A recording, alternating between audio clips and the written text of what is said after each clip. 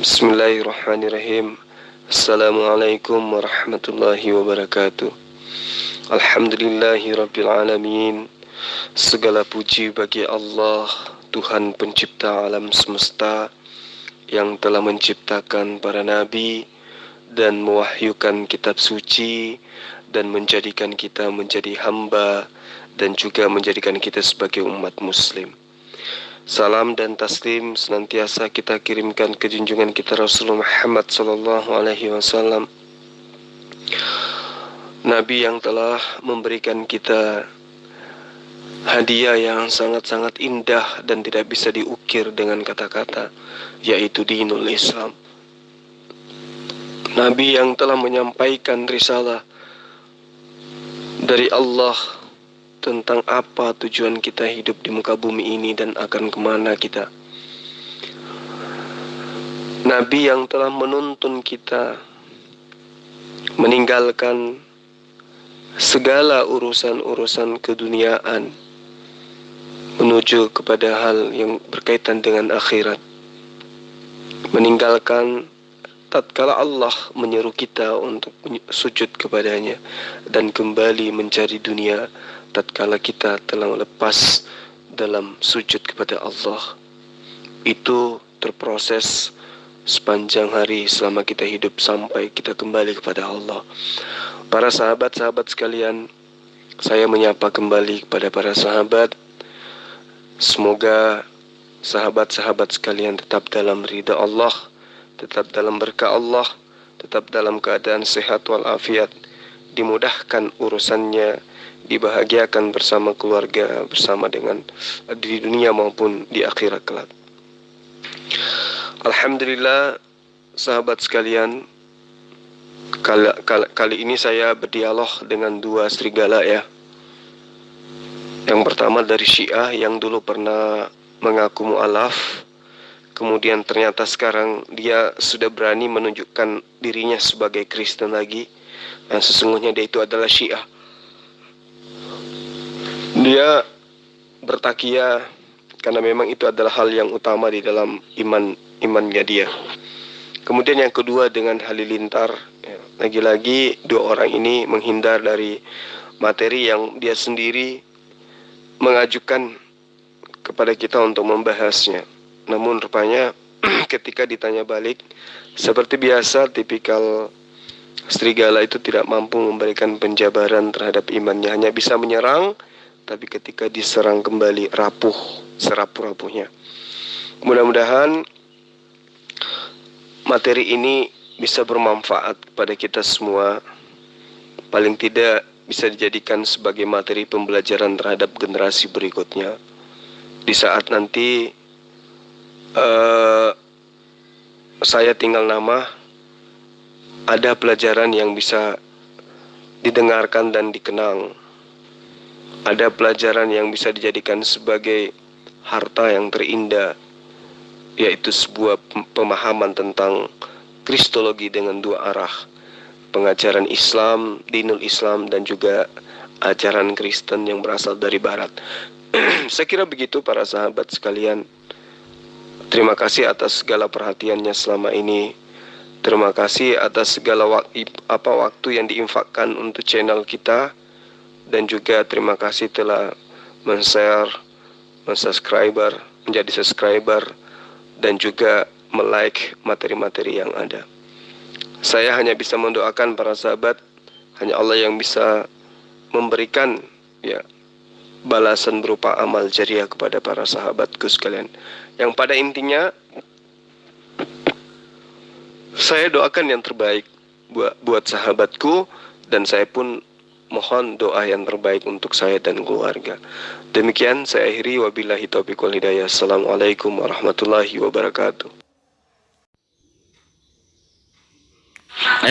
Kenapa masih nanya ketika kamu menuduh saya sebagai Syiah? Oke, saya jadi Syiah. Udah gitu aja, simple. Nah, gitu dong. Agama Takia memang kayak begitu. Dia bisa jadi apa saja. Oke, sekarang saya mau tanya, sebagai Syiah, menurut kamu itu Yesus itu siapa coba? Santai, slow, baca istighfar, oke? Mari kita ini dong, ya. Ngapain kamu buang-buang waktu? Kamu kan, saya tahu kamu manusia sesat berkedok muslim. Sekarang kita bahas tentang al-ikhlas dan syahadat. Ya, gimana, Julkipli? Jangan buang-buang waktu, simpel. Nggak perlu kamu bahas itu.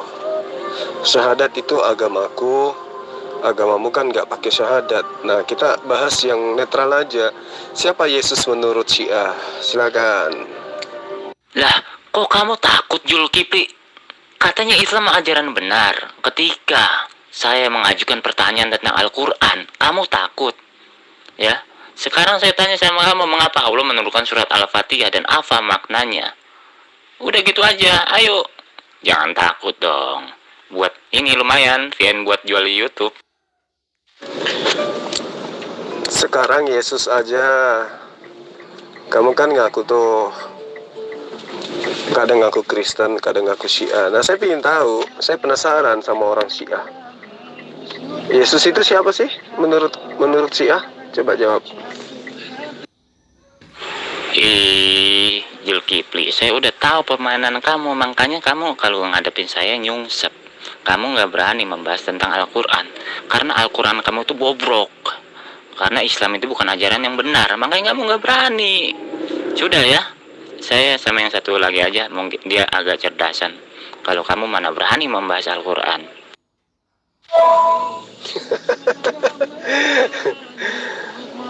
Saya tidak menjawab pertanyaan, bukan berarti saya takut samamu. Lucu aja gitu loh. Jangan karena kamu lagi cari perhatian dengan seorang debater Kristen di grup ini, sampai kamu takut menjawab tentang pertanyaan saya kaitannya dengan Yesus. Syiah, takia aja terus. Julkipli, di dalam Islam membuang-buang waktu itu adalah sungguh merugi. Ya, camkan ini. Membuang-buang waktu di dalam Islam adalah hal merugi. Lu nggak berani membahas tentang Al-Quran, berarti Islam bukan agama yang sempurna, yang benar. Berarti agama bobrok. Manusia seperti kamu nggak berani membela Al-Quran, Julkipli.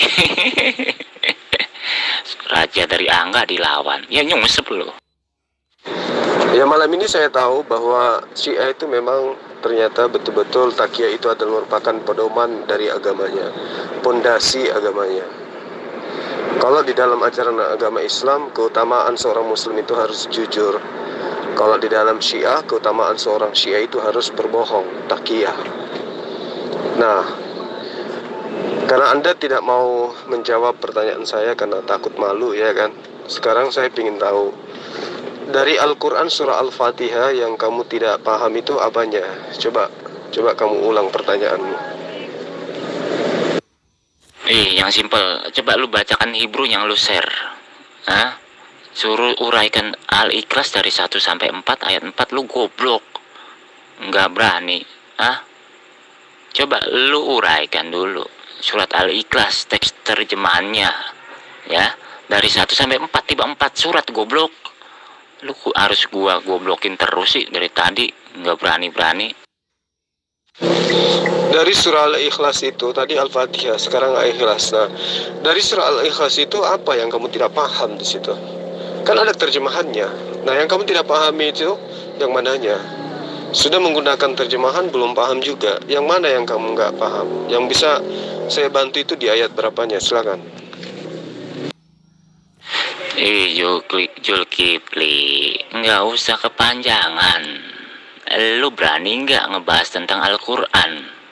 Gitu aja. Kalau gue Islam, wah mati-matian gue bela Al-Quran. Karena di Al-Quran itu, ya, adalah katanya Islam adalah ajaran yang benar. Kenapa gue harus takut kalau gue Islam? Tetapi karena gue bukan Islam, makanya gue mau serang Al-Quran. Ya, mau gue buktikan kalau Al-Quran itu bobrok. Makanya lu nggak berani kan? Ngindar kan kalau sama gue. Nah, disitulah letak kebobrokan manusia sesat berkedok muslim. Nah, kalau kamu mau serang Islam, ya udah seranglah. Apa yang salah dari surah Al-Fatihah itu? Tunjukkan. Itu baru namanya serangan. Jangan kamu minta saya jelaskan. Ada kesalahan di surah Al-Fatihah, tunjukkan. Ada kesalahan di surah Al-Ikhlas, tunjukkan. Dengan menggunakan kaidah, bukan hanya ilmu takiyah. Silakan. Udah Zulkifli, kamu uraikan aja dari 1 sampai 4, cuma 4 ayat. Ntar saya sandingkan sama syahadat. Simple. Jadi orang itu sedikit tapi berbobot. Loh, katanya mau nyerang Al-Quran. Kok justru Anda suruh saya jelaskan? Ya, kalau kamu mau menyerang Al-Quran, artinya kan kamu sudah tahu Al-Quran itu. Ada sesuatu yang keliru di Al-Quran itu yang ingin kamu jadikan sebagai serangan. Ya udah, seranglah. Apa yang kamu tidak paham? Apa yang ingin kamu bicarakan tentang surah Al-Ikhlas atau Al-Fatihah? Hayo, hayo, hayo, hayo. Katanya mau nyerang. Tapi kok bertanya? Mandul. Makanya saya bertanya dulu ke kamu. Kamu kan selalu mengaku orang muslim. Saya mau tahu dulu, kamu udah mengenal Al-Quran atau belum? Ketika kamu mengenal, lalu kamu menjabarkan, oh ini surat Al-Fatihah ini begini, begini, begini, lalu saya serang kamu. Ya, karena kamu yang mempunyai Al-Quran. Itu juga kalau kamu hafal. Ya, atau itu juga kalau kamu emang benar-benar menjiwai Al-Quran. Kalau enggak ya bobrok.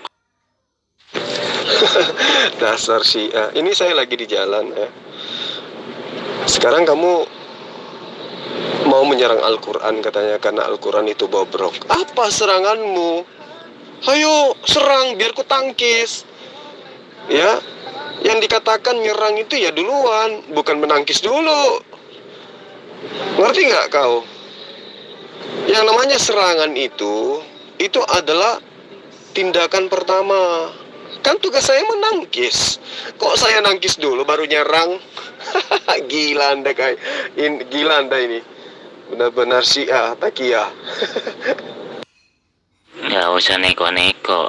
Nggak usah neko-neko. Kamu tinggal jabarkan aja udah. Itu namanya muslim sejati. Kalau kamu masih neko-neko, sorry, kamu manusia sesat berkedok muslim. Hah? Lanjut lagi apa enggak nih? Kalau enggak saya mau makan dulu. Dalam Islam, setiap waktu itu dicatat oleh malaikat. Ketika gue diskusi sama lo cuma buang-buang waktu, mending gue makan dulu. Umat takiyah, tadi katanya kamu mau menyerang. Katanya Islam itu bobrok, Al-Quran itu bobrok. Kok saya disuruh untuk nangkis? Yang namanya menyerang itu gerakan utama, itu gerakan yang awal, baru kemudian ada tangkisan, begitu loh. Kan kamu yang mau menyerang. Masa saya menangkis tidak ada serangan? Serang dulu dong, baru saya nangkis. Dasar takiyah, umat takiyah. Aduh, masih ingat waktu kamu ngaku syahadat sambil nangis-nangis ke saya? Maaf ya Bang Zul, waktu itu saya hilap. Dasar bencong.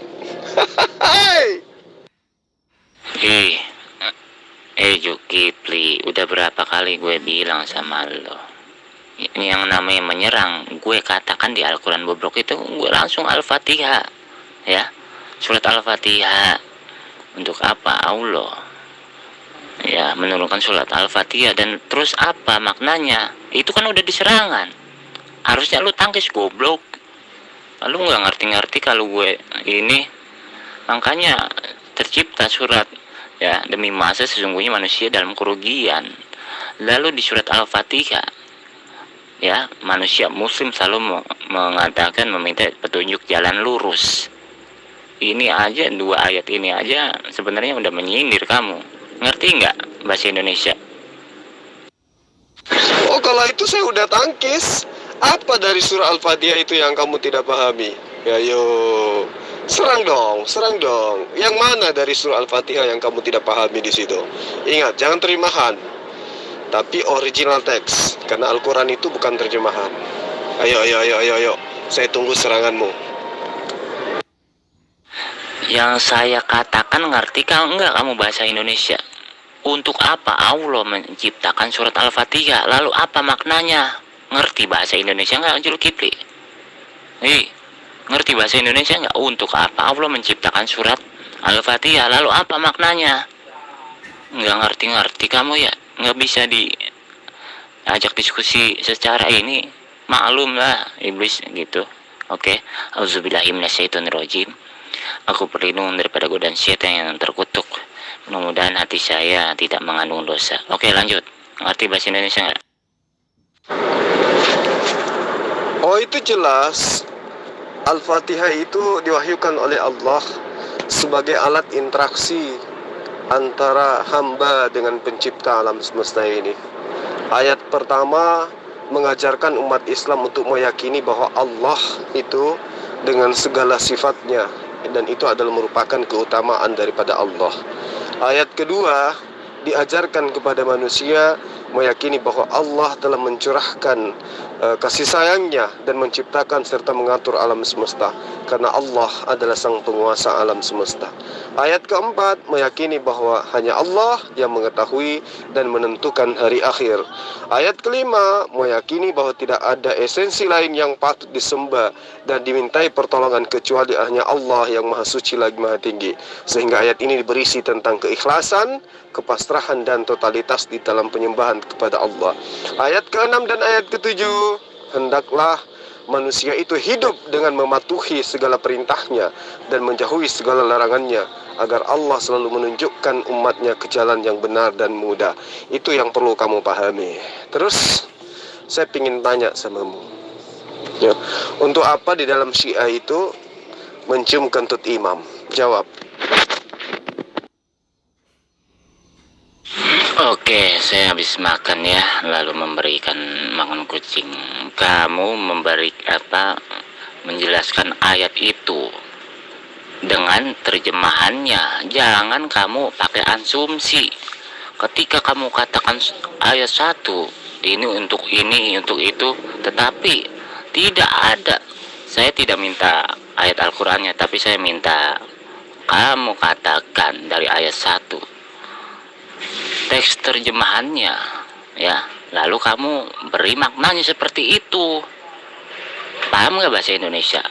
Nah, lalu kamu memberi pertanyaan, untuk apa Syiah mencium kentut imam? Lah, ini sebuah pertanyaan yang tidak memakai ayat, ya. Kalau kamu mau memberikan pertanyaan itu dewasa, harus pakai ayat. Seperti saya dong, ya, memberi pertanyaan kepada kamu tentang surat Al-Fatihah. Berarti saya pintar, kamu bodoh. Coba kamu memberikan pakai tentang ayat, ya, jangan cuma asumsi. Coba ulangi lagi dari ayat 1, teks terjemahannya seperti apa, lalu maknanya seperti apa. Nah, baru saya jawab. Oke, saya bikin kopi 1 menit. Katanya mau menyerang Al-Quran. Kok malah curhat? Ayo, mana serangannya? Ternyata hanya bisa terjemahan rupanya ya. Nah, coba kamu uraikan, kenapa Syiah itu keutamaannya adalah berlomba-lomba mencium kentut imam? Udah kamu uraikan aja. Ntar ketika kamu memberikan teks dari 1, teks isinya dari 1 sampai sekian, lalu maknanya, lalu saya serang begitu. Ayo dong, Mau serang terjemahan. Syiah, kamu dengan kembaranmu Kristen gak ada bedanya, hanya bisa nyerang terjemahan. Bismillahirrahmanirrahim. Itu apa tuh terjemahannya? Coba, yang mana yang kamu ingin serang di situ? Bismillahirrahmanirrahim. Coba kamu serang, saya mau lihat apa seranganmu.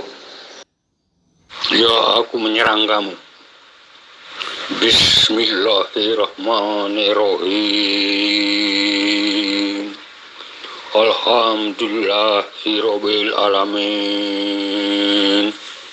Kalau tidak ada babi, anjing juga boleh. Ya alamin.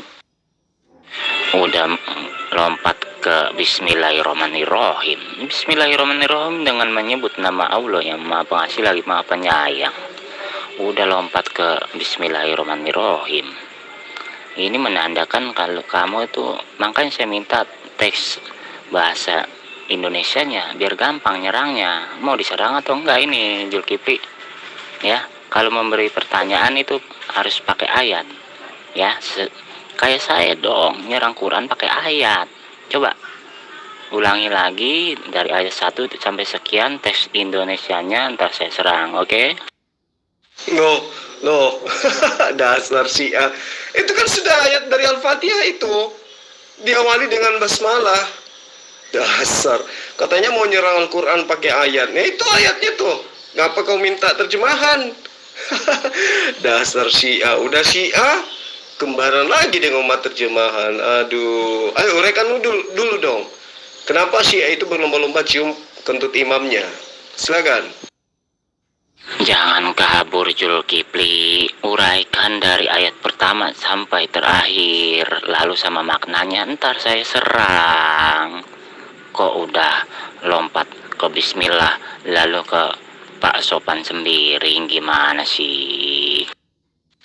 Bismillahirrahmanirrahim. Alhamdulillahi Rabbil Alamin.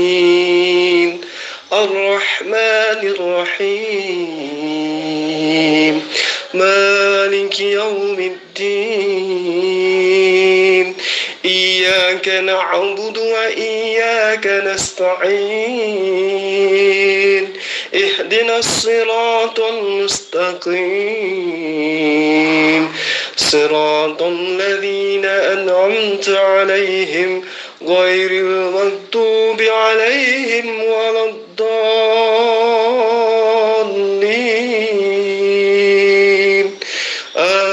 Amin. Sudah, saya sudah bacakan. Terus apa seranganmu? Silakan.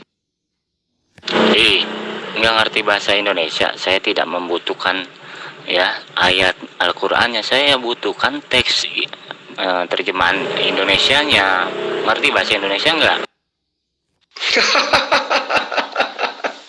Katanya mau nyerang Al-Quran. Oh, ternyata mau nyerang terjemahan. Dasar Syiah. Bahlul. Lah, kok buang-buang waktu? Dalam Islam itu buang-buang waktu menjadi manusia yang merugi, Zulkifli. Ya, udah aja kamu uraikan dari ayat pertama teks Indonesianya, maknanya, ya. Lalu saya serang. Begitu diskusi yang dewasa tanpa membuang-buang waktu. Udah berapa menit nih saya minta seperti itu sama kamu. Aduh, capek mulut ini. Karena saya tidak punya serangan untuk original teks Al-Quran. Saya tidak mampu untuk mengoreksi kalamullah. Kasihan deh lo Syiah. Oh iya, gimana? Bulan ini sudah pernah cium kentut imam?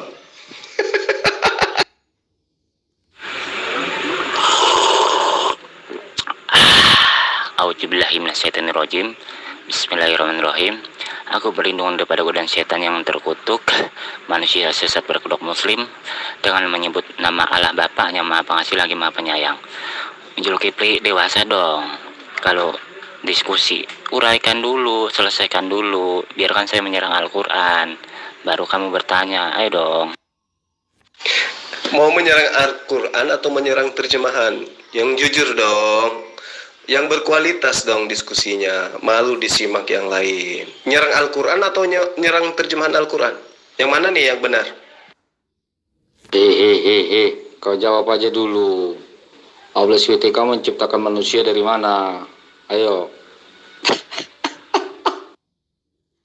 Sama seperti Yesus diciptakan dari saripati makanan, dari saripati tanah.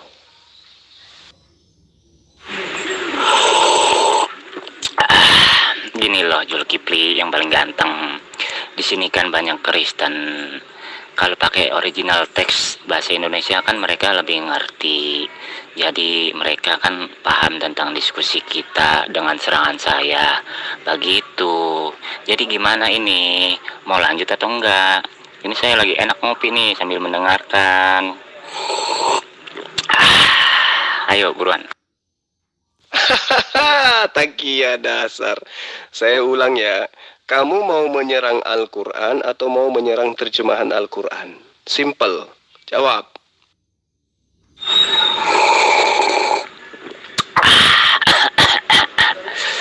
Zulkifli kabur. Nggak berani. Aduh. Nggak ngerokok lagi. Enak dong. Kabur. Yang kabur itu sopo. Saya di sini, Encong. Kamu jangan pikir saya ini imam, jadi kamu cari-cari kentutku, ya. Syiah itu kan keutamaannya cium kentut imam, belum lagi disuruh makan kotoran imam, itu di Syiah. Nah sekarang kamu mau menyerang Al-Quran, tadi katakan Al-Quran itu bobrok. Yang bobrok itu Al-Quran atau terjemahannya? Ayo, nyerang Al-Quran tapi nggak tahu Al-Quran. Tunjukkan dalilmu, Saripati. Terus kalau saya tunjukkan ternyata Allah SWT menciptakan manusia itu nggak jelas tau. Ada dibilang dari saripati tanah, ada bilang dari sperma, ada bilang dari darah beku. Ya umat terjemahan, muncul lagi si Halilintar. Kamu jangan samakan dengan kitabmu, ya, yang adalah dongeng, bercerita dari pembukaan, ending, kemudian kesimpulan, itu di kitab lo. Kalau Al-Quran itu tidak seperti itu. Dia tidak tersusun ayatnya. Makanya Al-Quran itu kudu wajib dipelajari. Karena dia bukan berbentuk cerita yang utuh dalam arti kata satu kali diwahyukan semuanya diceritakan sampai tuntas. Tidak gitu. Al-Quran itu diwahyukan sesuai dengan kebutuhan masa itu, dan apa yang diterangkan oleh Rasul Muhammad SAW itu sesuai dengan apa yang dibutuhkan oleh beliau pada masa itu dan masyarakat pada masa itu. Lain cerita ketika bercerita tentang hukum-hukum. Begitu Halilintar.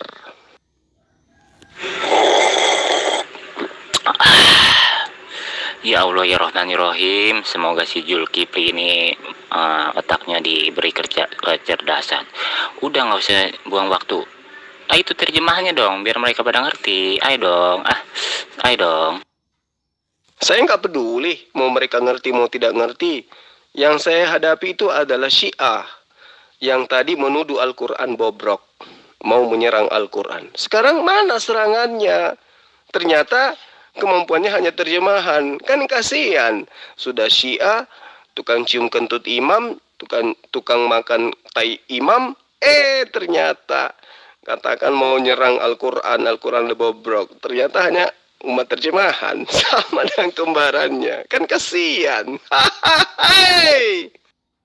Nggak usah kau lari dari dalilmu, ya. Kita bermain cerita Al-Quran mulu, ya. Jangan kau jadi sok-sokan, seolah-olah kau dapat wahyu, hingga kau mau rombak-rombak isi Al-Quranmu. Pertanyaan saya simpel.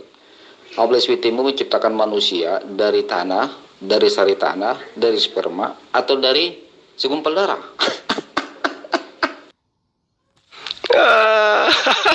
Halilintar.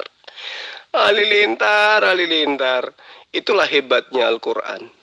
Ya, diwahyukan hanya untuk orang-orang yang berakal, dan hanya orang berakal yang bisa memahami Al-Quran itu.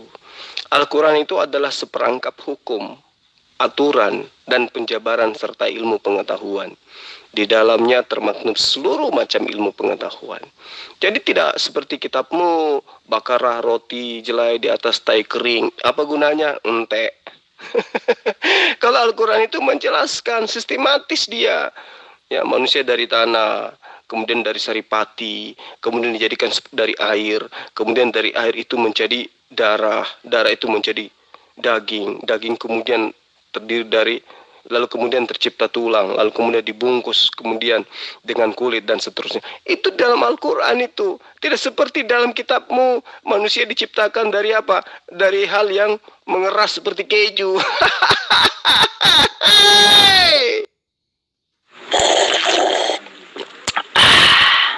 Lompat-lompat mulu. Tadi baca bismillah, sekarang ngulur-ngulur waktu. Aduh, kasihan.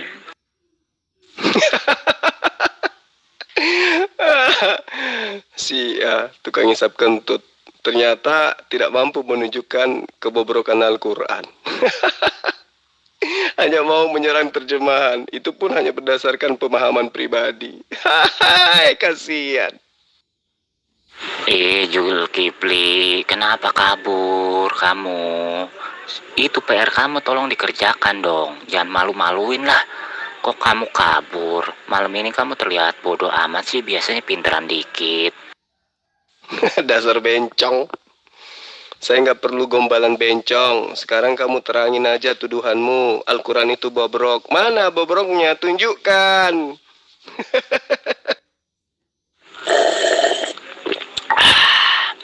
Udah, jangan buang-buang waktu, uraikan terjemahannya, maknanya, lalu saya serang. Ayo dong, Zulkifli, kok malam ini jadi bodoh sih? Ayo dong. Saya jadi merinding loh. Aduh, bencong kok ikut debat.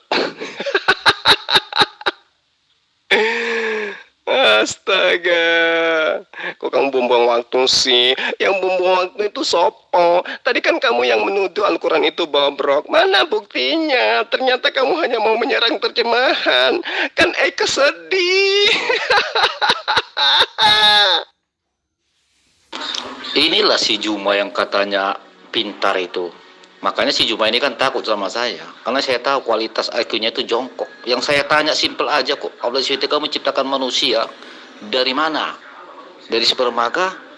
Dari sari tanah kah?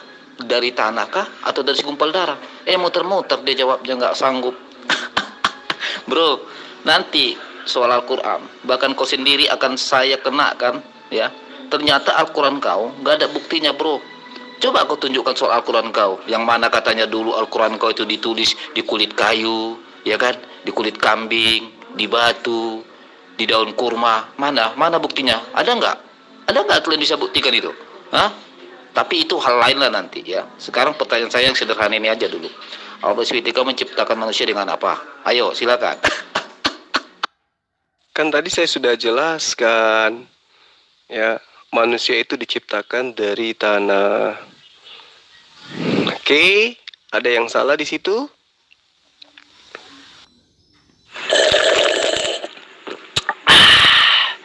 Mau dibuktiin ya kamu kerjakan dulu PR kamu.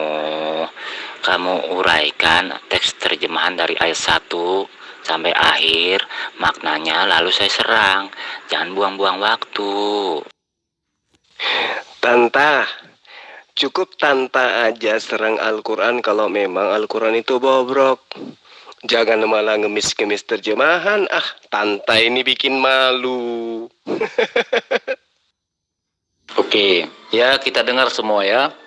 Ini katanya Ustadz Juma sudah membuat pernyataan, membuat jawaban bahwa Allah SWT menciptakan manusia dari tanah. Oke, maka akan saya tunjukkan dalil dia bahwa Allah SWT dia menciptakan manusia, ya, terombang-ambing, tidak ada kepastian. Ya, saya kasih buktinya sebentar. Walaqad khalaqnal insana min sulalatin min tin. Thumma ja'alnahu nutfatan fi qararin makin. Apa yang salah di situ? Ketika Allah mengatakan bahwa sesungguhnya Allah menciptakan manusia itu berasal dari tanah. Ya, saripati tanah. Kemudian dikatakan di ayat itu Allah menjadikan dari saripati tanah itu sperma, air sperma yang tersimpan dalam tempat yang kokoh. Apa yang salah? Bandingkan dengan kitabmu. Ayo, manusia dicipta dari air yang mengeras seperti keju. Oke, ya kita dengar semua ya. Ini katanya Ustadz Juma sudah membuat pernyataan, membuat jawaban bahwa Allah SWT menciptakan manusia dari tanah. Oke, maka akan saya tunjukkan dalil dia bahwa Allah SWT dia menciptakan manusia, ya, terombang-ambing, tidak ada kepastian.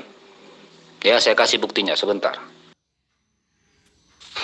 Kasihan kali lah ya umat terjemahan ini ya. Nah, karena kalian umat terjemahan, baik saya akan menerangkan proses penciptaan manusia dari yang digambarkan kemudian di Al-Quran, yang kemudian upaya manusia menerjemahkan kalamullah. Yang pertama diterangkan di dalam Al-Quran ya, bahwa manusia itu diciptakan dari proses yang sangat-sangat sistematis. Allah menciptakan manusia dari setetes mani, yang mana mani ini, air mani ini itu jelas berasal daripada saripati makanan. Dan saripati makanan itu tentu berasal dari tanah. Ya, Allah menerangkan ya bahwa di dalam Al-Quran diterangkan bahwa kemudian Allah menjadikan keturunan ya, manusia itu dari saripati air yang hina, yaitu air mani. Nah, jadi kalau berbicara mengenai air mani, itu yang pertama perkembangbiakan dari sperma atau nutfah dari laki-laki dan ovum dari perempuan.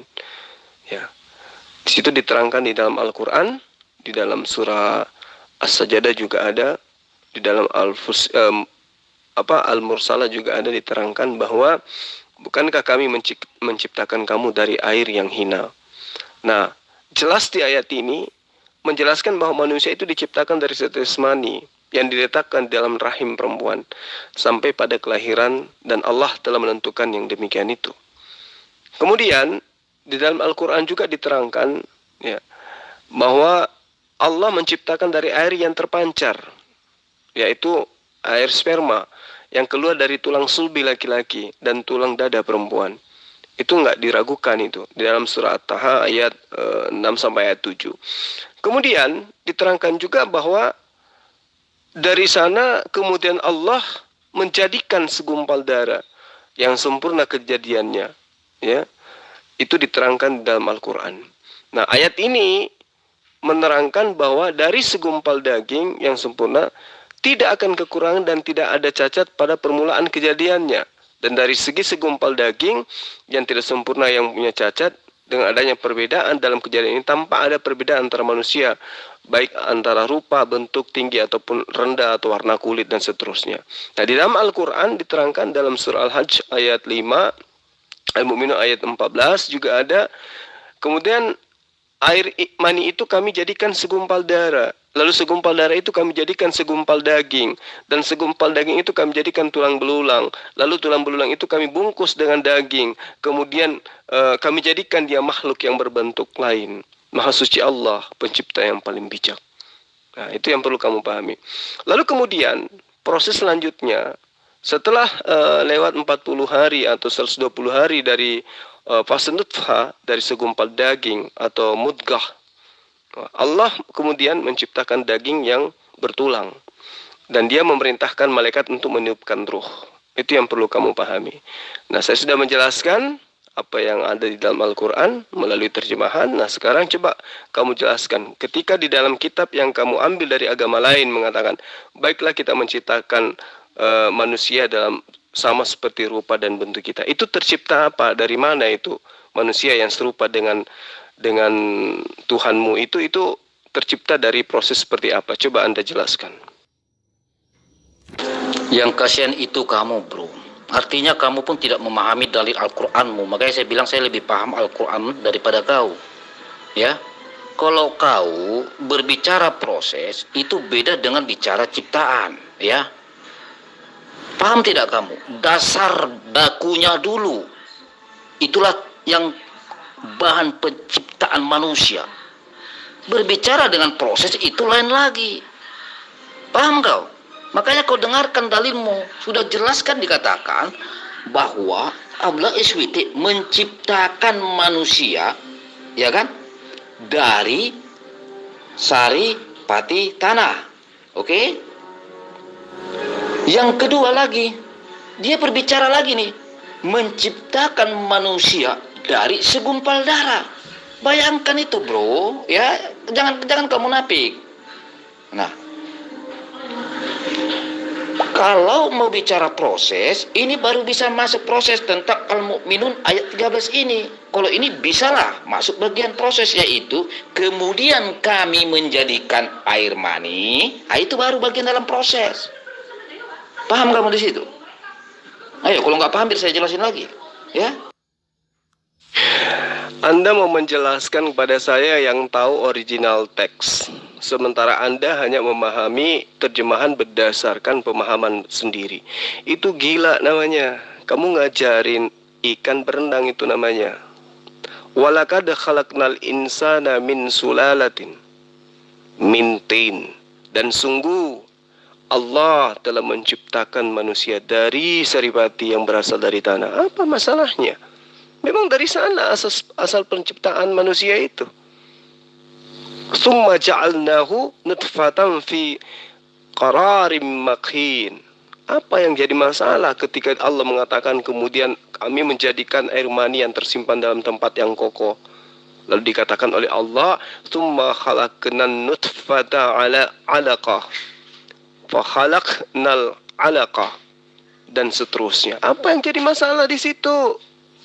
Ya, kemudian ada kata kemudian summa. Jadi dari saripati makanan, tercipta dari saripati makanan. Kemudian Allah mengatakan summa, kemudian artinya ada proses di situ. Ya. Itu ada proses. Lalu endingnya apa? Summa lagi innakum ba'da dzalika lamayyitun. Itu berproses terus dan berprotes terus. Bahkan di ayat selanjutnya Allah lagi mengatakan lagi summa innakum yaumal qiyamati tub'atsun.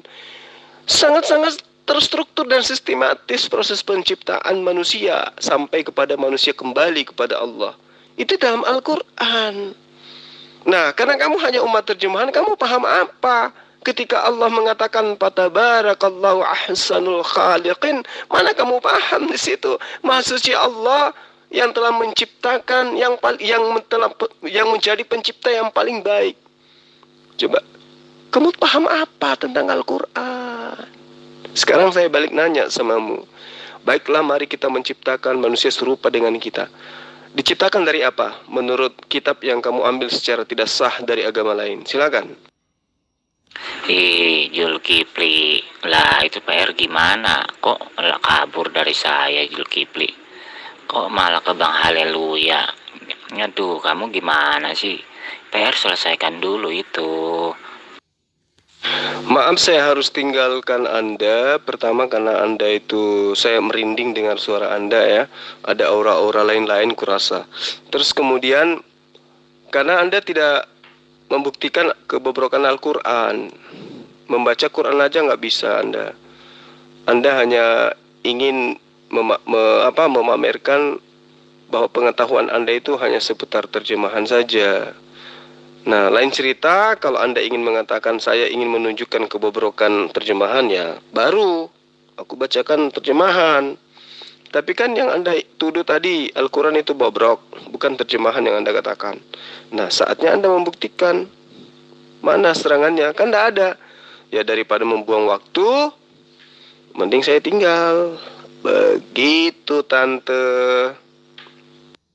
Al-Quran kau original teks, kau tahu enggak? Bahasa Arab di zaman Muhammad itu hanya menggunakan 4 suku kata, ya. Jadi kamu nggak usah bicara original teks sama saya, malu kamu nanti. Yang kedua, bro, ya, buktikan sama saya kalau ada original teks Al-Quranmu. Katanya kan sebelum dibuat Al-Quran kan ditulis tuh di pohon kurma. Ada yang di pelepah, ada yang di batu, ada yang di kulit kambing. Ada nggak Islam sampai detik ini bisa menunjukkan itu sebagai barang buktinya? Ada nggak? Ayo tunjukkan sama saya. Saya tunggu. Coba. Lah kalau saya tanya, Lukas menulis di mana pada saat itu? Kamu katakan di kertas. Mana kertasnya? Bisa kau tunjukkan? Ayo. Kalau Al-Quran itu budaya lisan, bro. Dihafalkan. Tulisan hanya sebagai penopang, ya, kelas 2 di dalam penyampaian kalamullah. Terjemahan apalagi. Jadi Al-Quran itu budaya lisan, kemudian dituliskan. Gitu loh. Bagaimana yang kitabmu? Apakah dihafalkan? Tidak, dituliskan kitabmu itu. Nah, tulisan pertamanya mana? Bisa kamu tunjukkan? Nangis kan? Kalau kami tidak mampu menunjukkan wadah tempat penulisan Al-Quran, nggak masalah. Toh dihafalkan pada masa itu. Ada hafalannya. Nah sekarang kitabmu, kamu tidak bisa menunjukkan kertas pertama yang digunakan Lukas, Markus, Yohanes, dan seterusnya. Lalu gimana ceritanya? Anda bisa nunjukkan sekarang tulisan itu. Andai saja seluruh buku atau seluruh kitab suci Al-Quran dibakar, dihabiskan saat sekarang, kami nggak masalah. Toh kami punya penghafal banyak. Tinggal kami hafalkan, dituliskan kembali. Nah sekarang kalau kitabmu di bumi hanguskan, sekarang kamu mau jadikan apa? Membuat kitabmu lagi, ngarang lagi. Kayak sekarang hasil kitabmu ini ada hanya karangan. Mau kayak gitu? Kembali kepada tema, proses penciptaan manusia menurut Al-Quran itu sudah jelas. Ya, saya sudah terangkan. Nah sekarang giliran kamu menjawab. Marilah kita menciptakan manusia serupa dan gambar kita. Tuhan menciptakan manusia serupa dengan gambarnya itu dengan proses apa? Dari dasar apa? Coba tunjukkan dalilnya, silakan. Nggak usah alasan meninggalkan saya, inilah kan dibilang ini pakai teks terjemahan Indonesia, bisa biar yang lain tahu. Kalau pakai ayat Al-Quran yang lain nggak mengerti, ya percuma. Kamu katakan saya nggak bisa membaca surat apa Al-Quran, enak aja kamu. Saya nggak bisa membaca Al-Quran. Alasan kamu aja, selesaikan PR kamu nak. Ya besok mau ngambil rapot. Kamu mau naik kelas apa enggak? Udah ayo jangan kabur. Saya tidak perlu orang lain tahu. Saya hanya ingin membungkam mulut wariamu itu yang mengatakan Al-Quran itu kitab bobrok. Dan alhamdulillah ini akan saya viralkan. Ternyata penghujat dari Syiah, ya, yang wandu ya, yang saya katakan ada kelainan, itu tidak mampu membuktikan dan tidak mampu mempertanggungjawabkan perkataannya, tuduhannya terhadap Al-Quran. Ternyata dia ngemis terjemahan, hanya mau menyerang terjemahan rupanya. Ya toh, ini saya viralkan supaya orang tahu bahwa saudara Syiah yang pernah mengaku mu'alaf dan sekarang mengaku Kristen, yang dulunya bernama Alif, ya, karena untuk takiyah, tidak mampu membuktikan hujatannya terhadap Al-Quran. Itu aja. Dan Anda sudah keok di situ.